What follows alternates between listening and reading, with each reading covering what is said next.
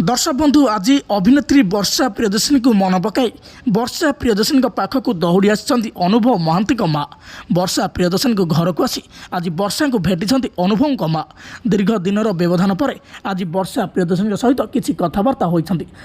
भेटी घर को आसी साक्षात कर अनुभव महांती वर्षा प्रियदर्शिनी को देखा कर खबर जाना पर वर्षा प्रियदर्शिनी फैंस मैंने आज बहुत खुशी अच्छा सहित अनुभव महांती अनुभव बह खुशी नहांती बोली जना पड़ुछि कहीं अनुभव महांती जितेबाला बाहर शोई घर को बोहू आनी आसी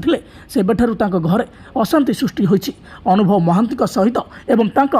स्त्री जागृति सहित जागृति माँ को भल व्यवहार करूना